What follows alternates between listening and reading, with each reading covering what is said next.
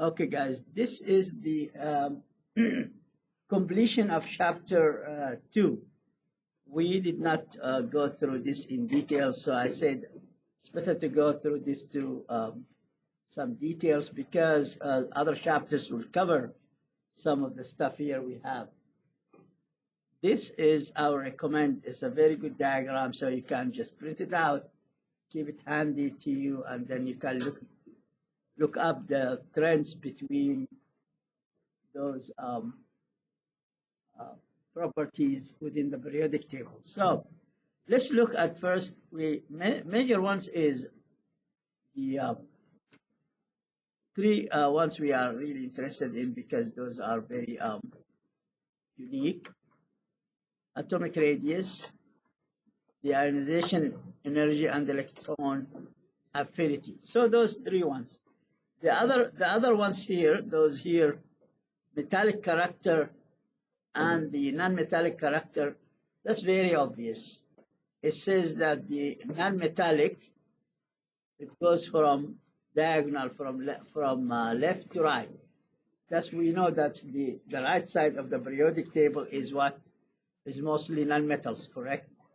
And the left one is metals. So when you go up from left to right diagonal here, the non-metal trend will be more obvious. The opposite, you go from right to the left, then you have the metallic character will be more obvious, correct? So, but we are interested in those 1, 2, and 3. This is first we'll define atomic radius. Well, the modern way to address atomic radius is the distance between two nuclei. So I don't know, this nucleus here, nucleus here. This is A, and the distance, correct? Radius is distance between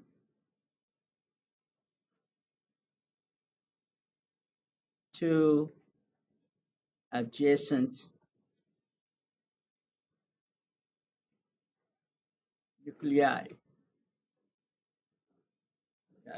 Two nuclei are adjacent to each other. The distance between them, between those two nuclei, is called atomic radius. Everybody agrees? Because the old classic way to look at the atomic radius, this is the nucleus, and this is electron density. The distance between electron density is a radius. This is not really true because we cannot locate the electrons anywhere in space. We cannot freeze electrons in space. They are moving at the speed of light. And we cannot just take like a ruler and measure electron density and the nucleus and say this is the radius. That's not really true because the electrons are moving with the speed of light. So we have to look at the atomic radius in sense of things are not moving. The nuclei are not moving, correct? Nuclei are not moving, and therefore the distance between the adjacent two nuclei, we call it atomic radius. Now, if you look at the periodic table here up front here, what you will see, the atomic radius, it goes within the group. If I have a group here, so now I say atomic radius,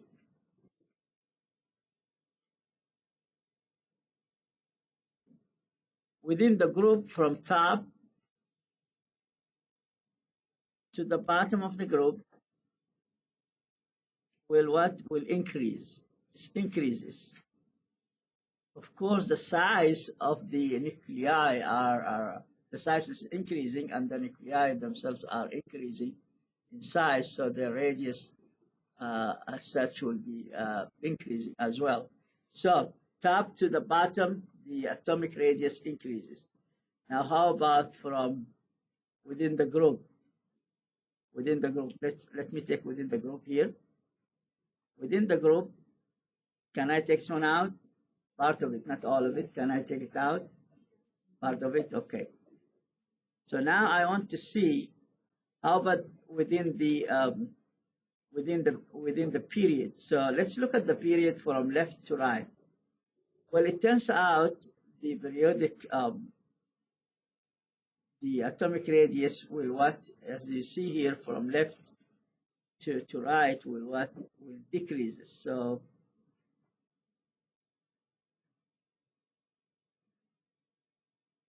it is just wiping out these things here.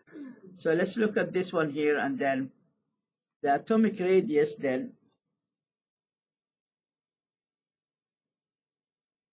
the atomic radius within the period we said from left to right, correct? This is my left, goes all the way to the right, will decreases.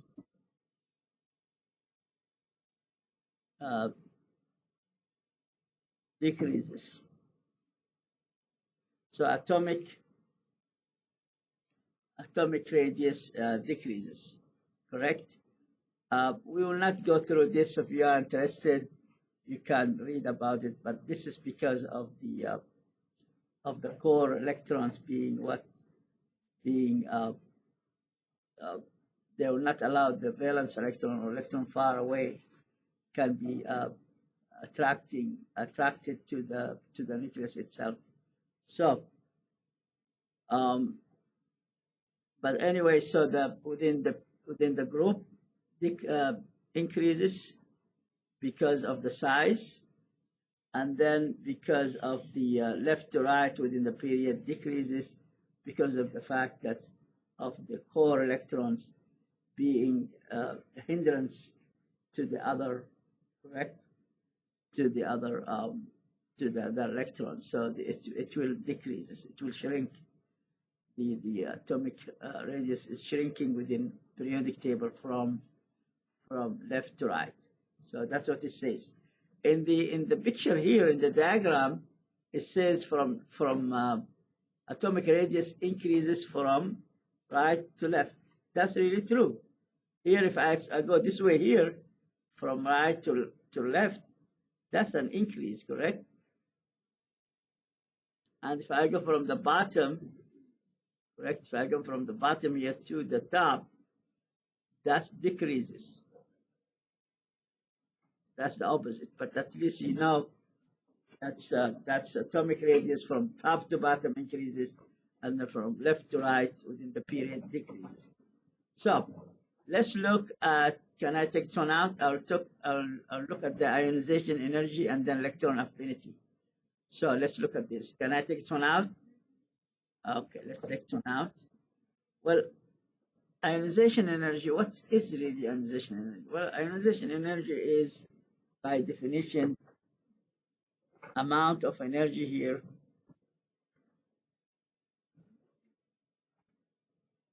it's amount of energy needed to pull out valence electrons out of a neutral atom, correct?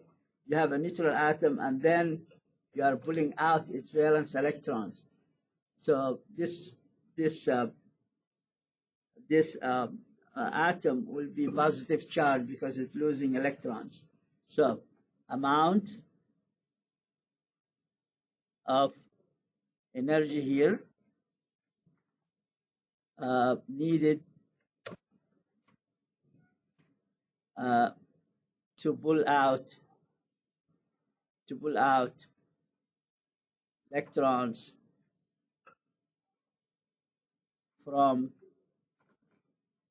neutral atom, and then we'll add to this, it has to be in gas phase. So I look at this example here, I say, okay, let's look at this. And if I have aluminum here, so aluminum here, example here, aluminum, group 3A, correct? Number of the group, number of valence electrons, correct? number of the group, number of valence electrons. So aluminum can have the ionization energy IE. So we'll say this is IE. IE1, ionization energy number 1. So IE will give you Al plus 1 electron minus. So I'm pulling, it has 3 in the through. 3A means aluminum has 3 valence electrons. Because in group 3, correct? So aluminum, I can take, this is gas phase, gas, and this is gas phase. I'm pulling 1 electron, so the aluminum neutral atom will become what? Positive, will come positive. So I can go further and take another second, because it has 3, correct? This is gas phase. I can produce Al2 plus gas phase plus 1 electron. This is IE2. I can take this one further, Al2 plus gas, IE3, Al3 plus 3 plus gas plus 1 electron. So the aluminum has 3 ionization energies because it has 3 valence electrons. Thus you can pull out 1 valence electron at the time in a gas phase. Now if you look at this, which one will be the greatest one? I have ionization energy 1, okay, versus ionization energy 2, second valence electrons, and then number 3, ionization energy 3. Which one will be the greatest one and why? The question is, which one of those ionization, meaning which one I have to add more energy to pull out this electron out? Which step from those 3 steps? What do you think? And why? It turns out to be, I'll answer that for you. It turns out to be the third step is the most difficult step. The third step is the most difficult step to pull out this third electron. This electron here, see, last VE, valence electron, resides very close to nucleus, very close to nucleus. So it has a larger attraction to the protons, correct? So it will not be given away easily. So it has more attraction to the protons inside the we speak about the electrons. The last electrons here, the last electrons of Al2, which is here, we are pulling this one here. This resides very close at the nucleus, and it's very hard to get it out by that much. Those are farther away from the nucleus a little bit, so they're easily to give away. So in conclusion is E3, the last one, always the last step, ionization energy is greater than IE2, and I2 is greater than IE1. So this is the general trend with the ionization energy, correct? So whenever you have the third, always, or the last, not the third, the last step of ionization energy to pull out the last valence electrons, always accompanied with the large amount of energy needed to be put in, correct? So now let's look at the trend in the periodic table. How is this ionization energy is working? It turns out to memorize it, ionization energy is always opposite of the trend of atomic radius. Meaning atomic radius goes, if you look at the periodic table there, goes from the top to the bottom, increases, correct? So you would say ionization energy from the top to the bottom of the periodic table, what? Decreases. The atomic radius from left to right decreases in the periodic table in the period. Therefore, the ionization energy from left to right increases. Quite the opposite. Can I take this one out? We'll look into this here. Can I take this one out? Okay, so let's look at this and then we'll look at the whole thing here. So here it is. I have here group top to the bottom, and then I have period left. This is top, this is bottom, this is left, and this is right. So it turns out from top to the bottom here, atomic radius increases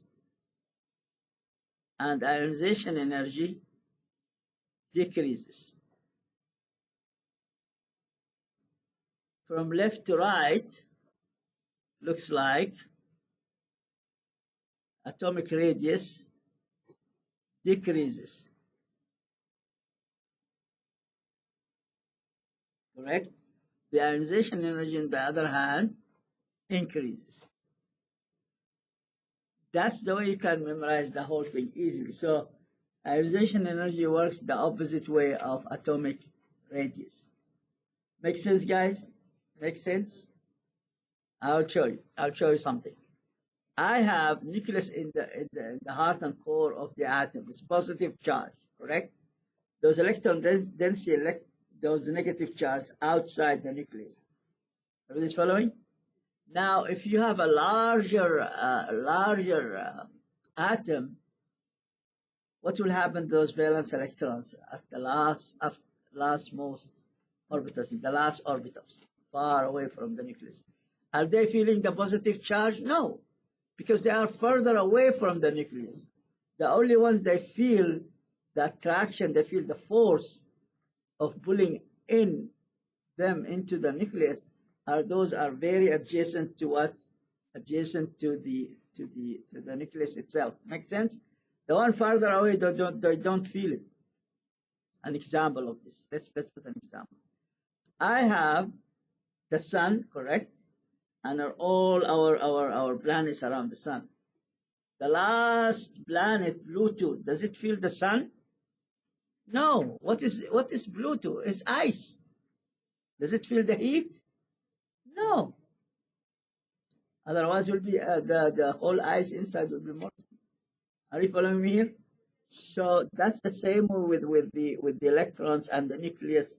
Electrons negative charge, the nucleus positive charge. However, the ones are closer to the nucleus, to the sun, they feel the heat, they feel the attraction forces of the positive charge protons. But the farther away valence electrons, they don't feel. They don't feel. And therefore, that's one of our intuition tell us, the larger the atom, most probably this atom will be what? Will be dangerous in our health. It will be what? Dangerous in our health. It will be radioactive, correct? It will be huge radioactive, it's not stable. Start giving radiation, all the radiation out. That's what you will see in chapter 3. The larger the atom, the very loose electrons are out. The nucleus has too many protons, too many electrons, and they'll start, colliding among themselves. A lot of radiation come out. It's not stable. The smaller the atom, the more stable the atom is. The larger the atom, the least stable it will be. So this is just the same thing here. Now, this is the trend I want you just to look into that. So now, the last trend is the electron affinity. Well, we talked about ionization energy. We are producing positive, correct? Positive atom, correct, in the gas phase. Here we are producing negative atom. So I have a neutral A neutral atom becomes negative, negatively charged by attracting BEs in gas phase. That's quite the opposite. So this electron affinity is the same thing, amount of energy needed, correct? Amount of energy, because you are combining amount of energy not needed but will be free when you combine this. Let's take, for example, I have chlorine atom. Chlorine atom is neutral in the gas phase, but it will have the ability to pull one electron in the gas phase, correct? So you add to it one electron, it will be what? Negative. It will be what? Chloride ion. It will be chlorine atom, but negatively charged. That's quite the opposite. We have aluminum, remember? And then you have gas phase, and this aluminum here is giving away its valence electrons. Here, they are taking in valence electrons from whatever is any source. Any source they take in the gas phase and become negatively charged, and this one here become positively charged. So ionization energy and electron affinity means ability or leaning towards electrons. So some atoms, they love to be more negative. Okay, some the metals tend always to be positive, and non-metals in general, not all the time, tend or they lean to be negatively charged by nature. Okay, so any other question? We'll look at the electron affinity. It turns out I can add to this. I say, well, let's add to this. We'll add to this. The IE behaves the same thing. The ionization energy behaves the same like electron affinity, EA. Electron affinity, EA. Okay, so I'll say EA from top to the bottom, is decreases. And from left to right, it what? EA increases. So how I can memorize this easily, this table here, or this diagram? Well, atomic radius from top to the bottom within group, what? Increases. The opposite happened to the IE, ionization energy, and to electron affinity. Opposite, they decrease. Both of those are decreasing. They are decreasing within the group from top to bottom. How about the period? Well, atomic radius from left to the right will decrease. However, ionization energy and electron affinity from left to right will increase. Make sense? That's what we have to know. So, and the metallic character always to the left side of the periodic table. Non-metallic character will be always to the right of periodic table, and it goes always by the strength will be diagonal. So most electronegative or most really non-metal is fluorine. F, the fluoride ion.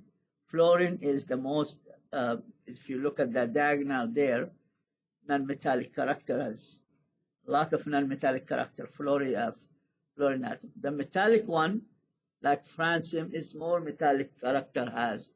It goes this way. Okay, guys, that's just before we go to chapter 3, I said it's better to go through this. It's not explained in our ebook very well, and it's not really explained elsewhere in details. But anyway, if you go for higher chemistry, there's a lot of explanation as such. I'll stop recording. This will end chapter two, and you will have a quiz and exam due this week. I think it's what, Wednesday? Wednesday, yeah, Wednesday midnight. So let's stop recording.